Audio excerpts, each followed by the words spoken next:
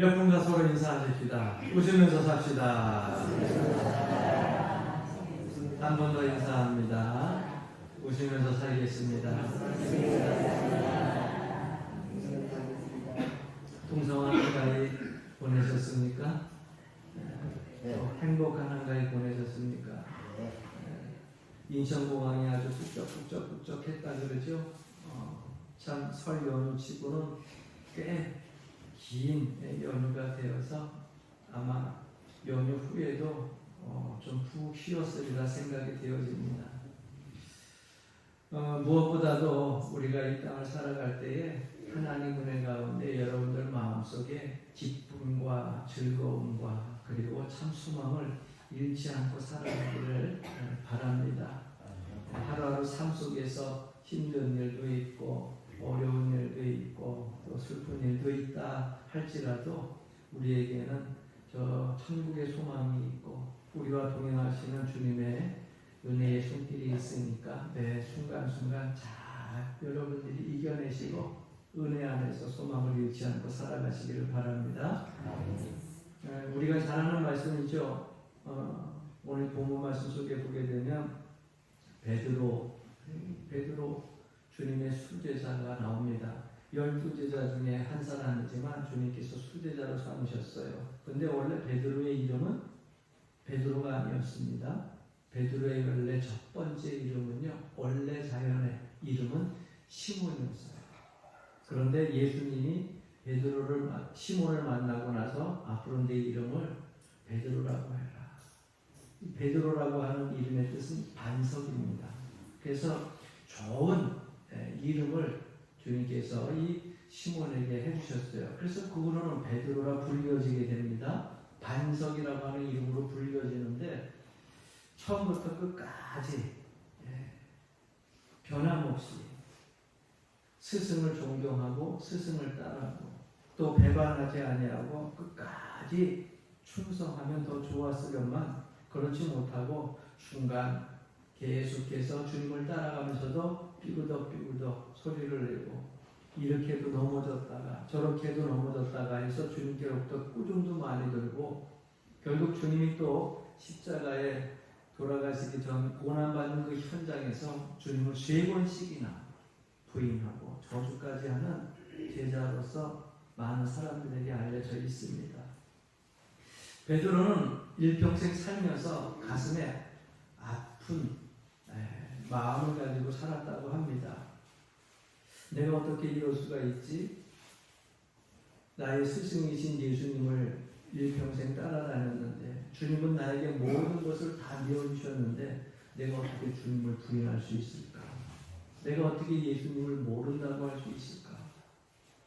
내가 늘 존경했던 주님을 부인한 것까지도 창피하고 수치스러운데 어떻게 저주까지 했을까? 주님께서 분명히 나에게 말씀했는데 왜 그 말씀을 내가 마음 깊이 새기지 않았을까? 닭 울기 전에 내가 나를 3번 부인하리라.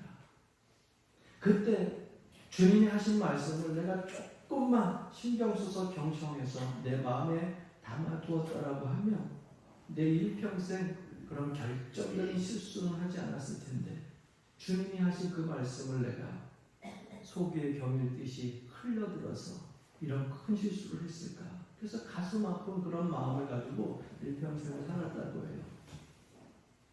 그래서 이스라엘 백성들 거기에 가 있는 그 전설의 이야기를 들어보면 한 서적에 그런 내용들이 나온다고 합니다.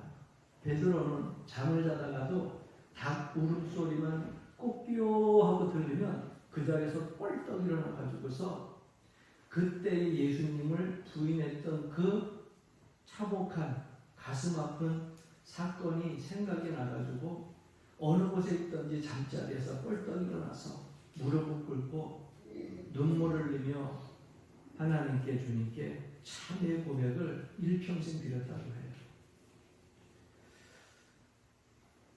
이스라엘이 아닌 유럽을 여행을 다니다 보면 종종 여러분들도 아마 다니신 분들도 있을 터인데 교회 종탑 꼭대기에 대부분 뭐가 세워져 있어야 돼요? 십자가가 세워져 있어야 되는데 닭이 이렇게 세워져 있는 모습을 보게 됩니다. 우리는 처음에 그곳에 가가지고서 교회 목사님들이 이렇게 저거 서 있는 곳을 보고서 여기도 전도관이 있네? 그랬어요. 전도관 꼭대기에 있는 게 비둘기 모양으로 하나 세워져 있잖아요. 옛날 그 박태선 그 시대에. 그래서 옛날에 부천에서 전도사 생활할 때는 그게 비둘기가 세워져 있었어요. 그래서 교회하고 다른 게 뭐냐, 저게 전도관이다 그랬는데 유럽에 가니까 닭이 세워져 있어가지고 교회 종탑 위에 왜 닭이 세워져 있지? 저거 전도관이다. 여기도 전도관이 있구나 생각을 했는데 가이드가 얘기하기는 전도관이 아니고 성당이더라. 성당. 그러니까 우리 식으로 이야기하면 천주교 교회라는 겁니다. 왜 닭을 거기에다 세워놨느냐? 그 닭을 세우는 것은 베드로가 닭을 보고 깨우침이 있어가지고 주님을 다시금 사랑하게 되고 주님께 다시금 회개하고 돌아왔기 때문에 그 닭을 교회 종탑 위에 세워놨다고 하는 겁니다. 어쨌건 베드로는 되게 강직한 사람 같았지만은 그 심령은 어떨 때는 너무 나약하고 허약한 사람이었어요. 막 물불 가리지 않고 예수님 말씀 떨어지면은 그 풍랑이 있는 바다에도 덜컥 그냥 뛰어내려가지고서 그냥 순간순간 행동파였어요. 성격이 우레와 같았어요. 그런데 이 베드로가 어떻게 그렇게 나약하여서 예수님을 세 번씩 부인하게 되었을까? 우리 성경을 보게 되면 그 이유가 몇 가지 나옵니다. 그 먼저 첫 번째는 뭐냐면 기도하지 않았기 때문에 그래요. 우리가 하나님 앞에 기도하지 않으면 하나님의 음성을 놓치게 됩니다. 하나님의 계획하심과 섭리를 자꾸 잃어버리게 돼요. 기도하지 않으면 나에게 주어진 사명이 무엇인지를 까먹게 됩니다. 여러분, 우리는 영적으로 하나님 앞에 기도할 때 내가 이 땅을 살아갈 때 어떤 사명을 가지고서 살아가야 되는지를 알게 되고 주님의 음성을 듣게 되고 그 안에서 하나님 은혜 가운데 걸어갈 수 있게 되는 겁니다. 그런데 기도하지 않으니까 자꾸 시험에 드는 거예요. 신앙생활 잘하던 직분자들이 시험에 드는 이유들을 가만히 보면 상황과 환경이 나빠서가 아니더라고요. 주변 사람들이 아픔과 상처를 줘서가 아니더라고요. 보니까 세상 사람들과 더불어 살아가는데 여러분 다 좋은 사람만 있습니까? 다 내 편입니까? 아닙니다. 나하고 다른 생각을 가지고 사는 사람들이 다 모여 살기 때문에 어떨 때는요 말도 좀 예쁘게 하면 좋겠는데 똑같은 말도 왜 이렇게 바늘로 콕콕 찌르듯이 말을 하는지 몰라요. 말투가 그렇고 억양이 그렇고 기분이 되게 안 좋고 상처가 됩니다. 그런 사람들과 살아가는 가운데 있는데 여러분 모든 사람들이 다 내 편이 아니니까 상처를 받을 수밖에 없고 아픔과 어려움 속에서 살아갈 수밖에 없습니다. 그런데 그 가운데에서 우리가 신앙인으로서 살아가려면 어떻게 해야 되느냐? 기도해야 된다는 거예요. 기도하게 되면 그 사랑으로 그것을 용납할 뿐만 아니라 긍휼히 여기게 되고요. 관용으로 덮게 되고요. 용서하게 되고요. 또 내가 그 마음을 하나님께 기도하게 되면 단단하게 돼가지고서 그저 어떤 말들을 해도 그저 그러려니 하고서 무난하게 넘어가게 되는 거예요. 그런데 기도하던 사람들이 기도하지 않으면 조금만이라도 삐질 일이 하는데 삐져요. 별것 아닌 일인데도 그것 때문에 상처받아가지고 나는 어마어마한 상처를 받았던 것처럼 그렇게 삽니다. 여러분 기도하다 보면 그 모든 것들이 요만한 것이고 아무것도 아닌 것을 알게 됩니다. 그러니까 예수님을 부인한 베드로가 왜 부인하게 되었느냐? 강인한 사람이었어요. 성격이 우리와 같은 사람이었어요. 즉각적인 행동으로 순종하는 사람이었어요. 그런데 왜 부인했느냐? 기도하지 않았기 때문에. 그래서 여러분 믿음으로 살아갈 때에 시험에 들지 않으려면 주님을 우리가 일상생활 속에서 부인하지 않으려면 기도해야 될 줄로 믿습니다. 두 번째는요. 스스로 교만했어요. 장담했다고 하는 겁니다. 나 스스로 강하다고 생각을 하는 거예요. 다른 사람은 다 넘어지고 다 쓰러지고 다 시험에 들어도 내 믿음을 가지고서는 절대 쓰러지지 않아. 나는 절대 흔들리지 않아. 그러나 주님께서는 말씀하십니다. 스스로 섰다 하는 자는 뭐 할까 조심하라? 넘어질까 조심하라. 주님은 다 알고 계신 거예요. 마태복음 26장 33절에도 보면은 베드로가 이런 고백을 합니다. 모두 주를 버릴지라도 나는 결코 버리지 않겠나이다. 모든 사람, 거기에는 누가 속해 있느냐? 자기와 더불어서 제자된 11제자들도 다 포함되어 있어요. 예수님을 따랐던 모든 무리들이 다 거기에 포함되어 있어요. 그 사람들이 다 주님을 버려도 나는 결코 주님 버리지 않겠습니다. 내가 죽을지언정 주를 부인하지 않겠습니다. 주님 끝까지 따라가겠습니다. 다른 사람은 모르지만 내가 예수님을 부인하다니요 절대 그럴 리 없습니다. 주님 제 성품하시죠. 제가 한 번 하면 한다. 끝까지 하는 사람입니다. 충성한다 그러면 목숨까지 내가 다 내어줄 끝까지 가는 사람입니다. 장담했어요. 그러나 사실상 약하디 약한 게 사람의 마음입니다. 다른 사람들은 예수님이 고난받았을 때에 다 흩어져서 도망갔다고 성경은 기록하고 있지만 베드로는 어떻게 했어요? 베드로는 도망가지 않아서 대단한 것처럼 보이지만 예수님을 3번씩 부인하고 모른다고 떡 잡아대고 저주까지 하는 사람이 되었다고 하는 겁니다. 결국 베드로가 예수님을 부인한 그 결과는 원인은 한 가지입니다. 마음에 병이 들었어요. 여러분 신앙생활 하다가 주님을 사랑하지 않는 병이 들면 시험에 들어요. 신앙생활을 하다가 주님을 원망하는 마음이 생기고 불평하는 마음이 생기고 세상 살맛이 안 나고 주변에 신앙생활 하는데 평상시에 그렇게 예뻐 보이던 사람들이 미워 보이기 시작하고 내 삶 속에 보이는 것이 다 불평덩어리 원망덩어리로 바뀌어지기 시작한다고 하면 세상이 바뀌었다 생각하지 말고 내 마음에 병이 생겼다 생각하면 정확해요. 주님을 사랑하던 마음이 병이 들기 시작을 하니까 주님을 부인하게 되는 겁니다. 그리고 나서 자기 자신 스스로가 무너집니다. 내가 이럴 수가 있을까? 여러분 그런 경우가 많잖아요. 나는 절대 안 무너져. 내 성품이 있기 때문에, 내 계획이 있기 때문에. 그리고 나서 그것을 딱 붙잡고 있는데 그 붙잡고 있는 자존심과 그리고 자기 자아가 무너지게 되면 확 무너지잖아요. 베드로가 가지고 있었던 자존심이 다 무너졌어요. 내가 예수님 수제자인데 그래도 다른 사람들보다 앞서서 믿음 있다고 그렇게 열심히 주를 따라다녔던 사람인데 다른 제자들 도망갈 때 3번씩이나 부인하고 저주까지 했단 말이에요. 그러니까 야 이것은 내 인생이 무너진 거예요. 내 가치관이 무너진 거예요. 내 마음이 무너진 거예요. 더 이상 내가 이곳에 있을 수 없다 해가지고서 베드로는 슬금슬금 자기가 예수님 따라다니는 곳을 떠나가지고 어디로 갔냐? 이전에 자기가 고기 잡던 갈릴리로 다시 돌아가게 됩니다. 그 마음에 이런 마음을 품었을 거예요. 주님 나 찾지 마십시오. 요한 나 찾지 마.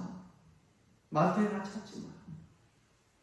난 세상에 살아갈 용기도 없고 절망적이야. 난 아무도 만나고 싶지 않아. 그리고 나서 갈릴리로 돌아가게 됩니다. 다른 사람들은 안 찾았을지 몰라도 예수님은 사흘에 부활하신 다음에 베드로를 찾아갑니다. 안 찾아봤으면 좋겠는데 내 이 수치스러움을 보이기 싫은데 그냥 꽁꽁 숨겨놓고 비밀리에 간직하고 그냥 평생 살아가고 싶은데 주님께서 찾아오셔요. 그래서 주님께서 찾아오신 다음에 베드로에게 묻습니다. 네가 나를 사랑하느냐? 아픈 과거, 아픈 상처, 꺼내기 싫은 그 마음의 상처들을 주님께서 다시 끄집어내기 시작하는 거예요. 다른 말로 하는 거죠. 너 왜 부인했느냐? 이 얘기가 아니에요. 네가 처음 나를 따라다녔을 때 시몬이라고 하는 이름을 내가 베드로로 바꿔주지 않았느냐? 너는 반석이고 나를 사랑하지 않았느냐? 지금도 네가 나를 사랑하느냐? 주님께서 베드로에게 묻습니다. 그런데 여러분, 오늘 본문 말씀 속에 보게 되면 베드로라고 이야기하지 않았죠? 본문 말씀에 뭐라고 얘기하고 있어요? 네? 뭐라고 얘기하고 있어요? 요한의 아들? 왜 예수님이 불러준 이름을 가지고서 베드로야 내가 나를 사랑하느냐 이렇게 질문하지 않으시고 요한의 아들 시몬아, 예수님 만나기 전에 있었던 그 이름을 다시 부르셨을까요? 그것도 한 번이 아니라 세 번씩 되풀이하십니다. 요한의 아들 시몬아, 15절에도 16절에도 17절에도 요한의 아들 시몬아 되풀이하여서 과거의 이름을 자꾸 부르십니다. 예수님이 베드로야 하고 부르지 않은 그 이유가 어디 있을까? 저는 이 성경을 읽다가 왜 시몬이라고 그랬을까? 성경 읽다가 자꾸 혼동되게 베드로라 그랬으면 끝까지 베드로라 그러시지 왜 시몬이라고 그랬다? 베드로라 그랬다. 예수님이 베드로로 바꿔줘서 베드로라 그러지 또 왜 시몬으로 또 요한복음이 끝날 무렵에. 그런데 보니까 이 저자의 의도가 있어요. 예수님이 시몬이라고 하는 부른 데는 이유가 있어요. 베드로야 내가 지금 실패했는데 그 실패한 원인을 처음으로 다시 돌아가지고 생각을 해보자는 거예요. 그러니까 내가 나를 사랑하느냐 이름을 부를 때 베드로라 부르지 않고 시몬이라고 하는 이름을 부른 것은 뭐냐면 내가 나를 사랑하지 않았기 때문에 오늘 이렇게 된 것이다. 이전에 내가 나를 사랑했는데 마음에 병이 들었구나. 사랑하지 않았기 때문에. 우리가 신앙생활을 할 때 여러분 마찬가지입니다. 믿음으로 봉사하고 헌신하고 충성하다가 우리가 제자를 멀리하고 하나님의 성전을 멀리하게 되고 또 신앙 좋은 사람들을 자꾸 멀리하게 되고 목사님과 자꾸 멀어지게 되고 권사님, 집사님, 장로님과 자꾸 멀어지게 되고 믿음의 자리에서 자꾸 멀어지는 이유는요. 딱 한 가지예요. 사랑이 식었기 때문에. 이 베드로에게 세 번씩이나 질문하고서 처음 네가 가졌던 사랑을 잃어버렸기 때문에 그런다. 그러면서 주님께서는 자잘못을 따지지 아니하고 베드로의 고백을 듣습니다. 네가 나를 사랑하느냐? 그러니까 네. 네가 나를 사랑하느냐? 네. 주님 제 마음 아시잖아요. 그랬을 때 주님께서 이 베드로에게 하신 말씀이 있어요. 따라해 봅시다. 따라해 봅시다. 내 양을 먹이라. 여러분 내 양을 먹이라 이렇게 얘기했어요. 내 양을 먹이라라고 하는 것은 주님이 베드로도 사랑하지만 주님이 십자가에서 달려 돌아가신 이유, 그 목적이 뭐예요? 인류의 만백성을 죄로부터 구원해 주시기 위해서예요. 내 양을 먹이라. 네가 정말 나를 사랑한다고 해야 돼. 그 사랑은 뭐예요? 직설적인 표현으로 행동으로 나타나야 됩니다. 귀신이 하고 예수님이면 나를 이 풍랑이는 바다에서 떠내려서 걸어가게 하여 주옵소서. 내게 오라. 베드로는 즉시 행동했어요.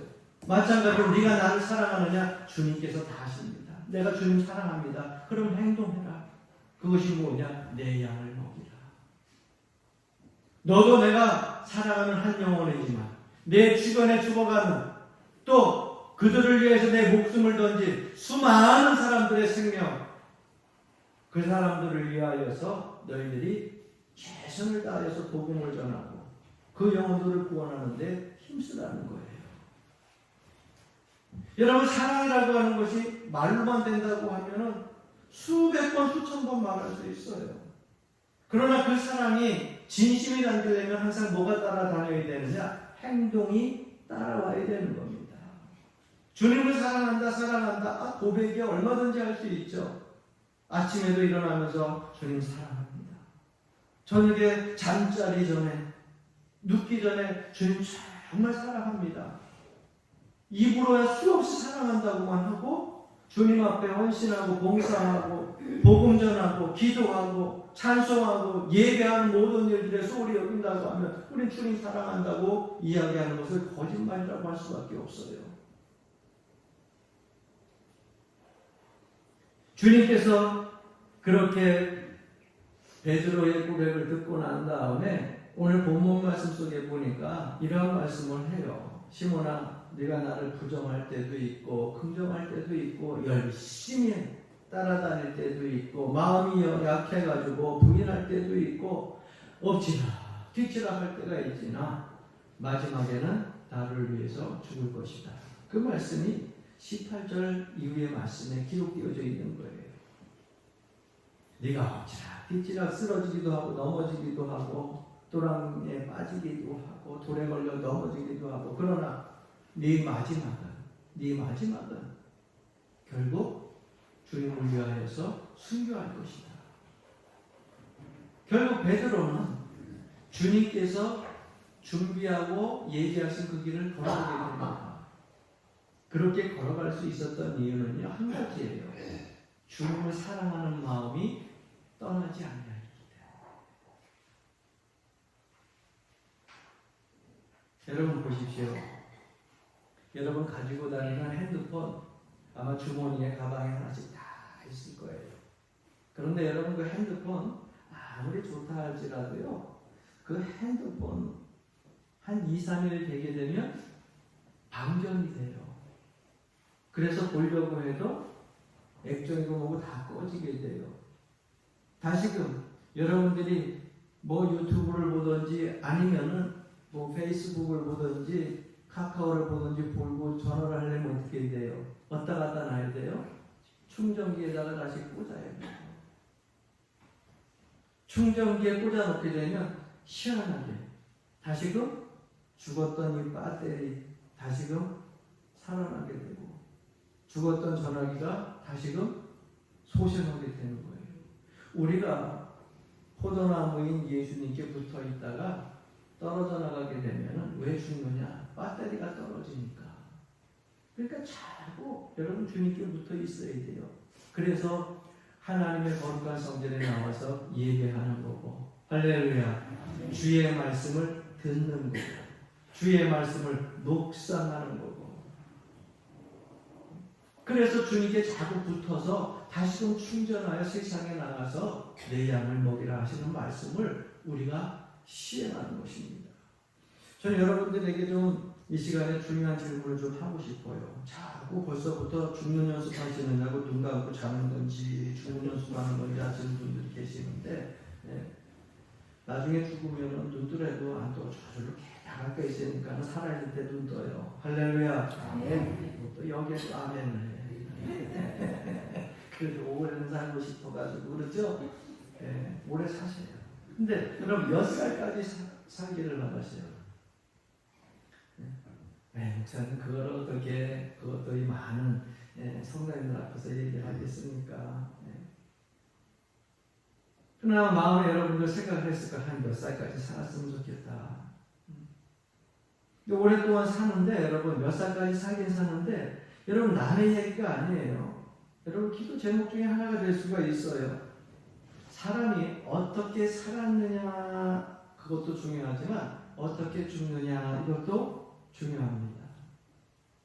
왜?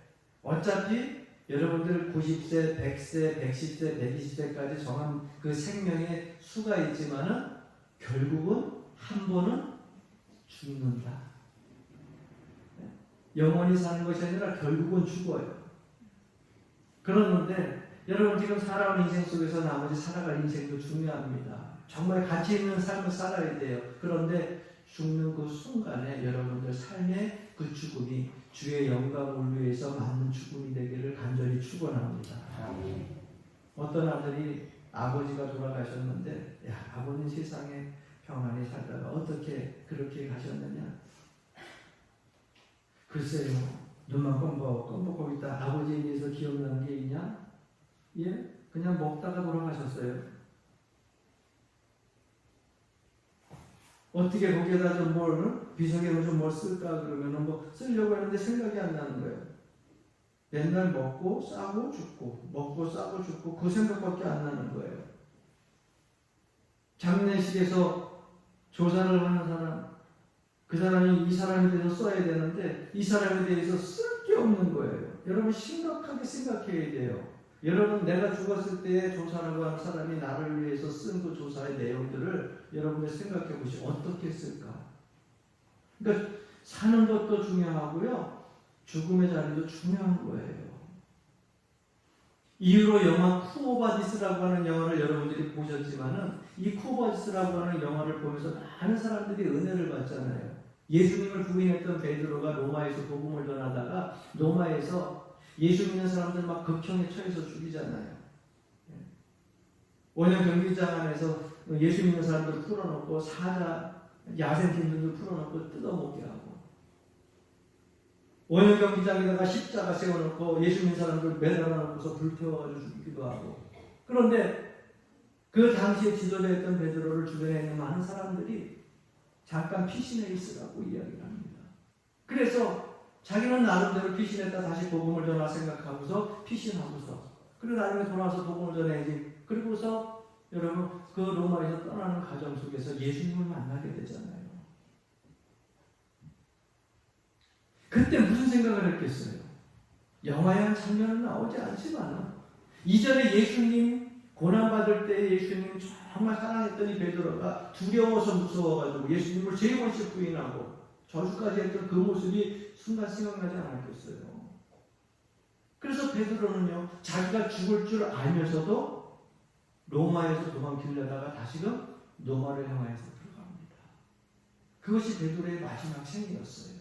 결국 베드로는 로마에 들어가서 주님은 십자가에서 나의 스승은 똑바로 돌아가셨지만 내가 어떻게 스승 따라 죽을 수 있겠느냐.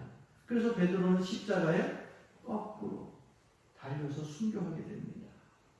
여러분 사랑이라고 하는 것은 절대적인 관계고요. 직선적인 관계예요.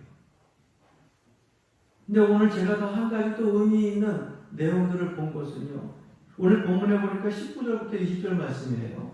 이 말씀을 하시고 베드로에게 이르시되 나를 따르라 하시니 베드로가 돌이켜 예수께서 사랑하시는 그 제자가 따르는 것을 보니 이렇게 말씀하고 있어요. 여기에 베드로의 그 관계 속에서 누가 등장을 하게 되냐면 요한이라고 하는 제자가 등장을 하게 됩니다. 베드로 자신이 예수님을 부인하고 도망갔을 때에 예수님이 돌아가시는 그 자리에 계속해서 십자가에 달려 돌아가실 때에도 함께 있었던 제자가 누구예요? 성경을 읽어봤는지 안 읽어봤는지 예수님이 십자가 선상에서 내 어미다 이렇게 얘기한 제자가 있잖아요. 누구예요? 요한. 그러니까 베드로가 요한에 대해서 얘기하는데 뭐가 생길 수 있냐면 시기와 질투심이 충분히 생길 수 있어요. 왜? 자기는 예수님을 두려워서 무서워서 도망갔잖아요. 부인하고 도망갔잖아요. 저주하고 도망갔잖아요. 그러나 십자가에 달린 그 자리에서 어머니와 더불어서 피 뚝뚝 흘리면서 돌아가시는 그 모습 끝까지 지켜본 자가 누구예요? 요한이란 말이에요.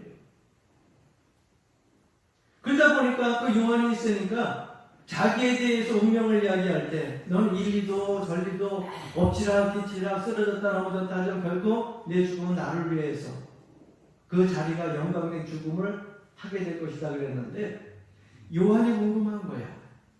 내 눈에 안 보이면 모르는데 내 눈에 보이니까 궁금한 거야. 저 요한은 예수님 십자가에 달리실 때에도 도망가지 아니하고 어머니까지 책임지고 끝까지 있었던 요한인데 이 마음에 사고 시기와 질투가 발동이 생깁니다. 사람은요 비교의식이 생기기 시작하면은 그 다음에는요 시기와 질투가 끊이지 않게 되는 거예요. 그 시기와 질투는요 사람의 마음을 무너뜨리고 신앙생활하는데 큰 시험거리가 될 수 있다고 하는 거예요.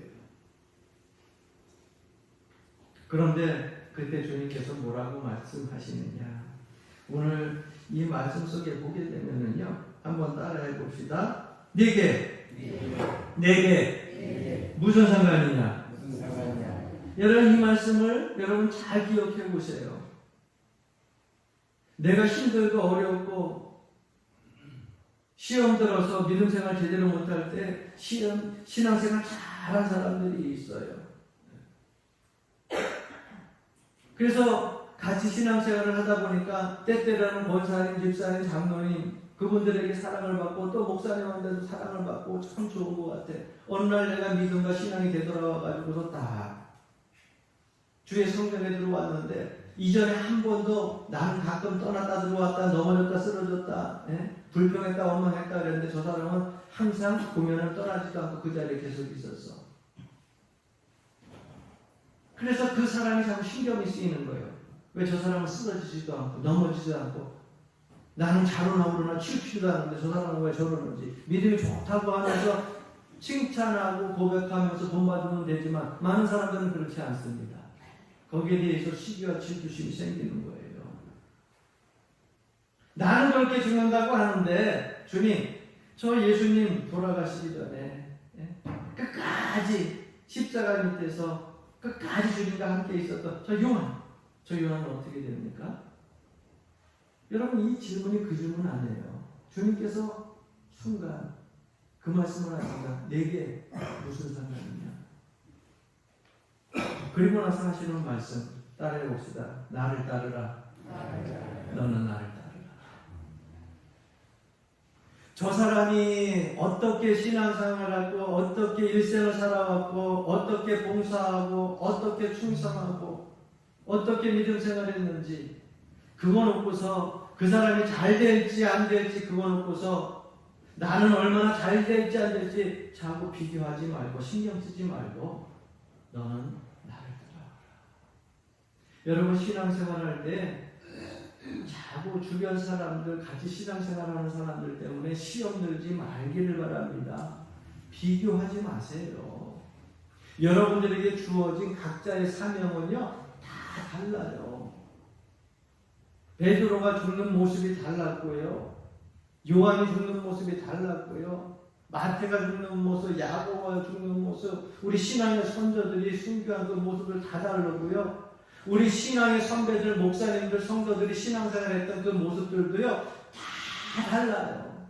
개인적으로 주어진 하나님의 거룩한 사명이 있는데 그 사명을 가지고 너는 나를 따르라. 누구 바라보면 되느냐? 주님 바라보고 따라가면 됩니다.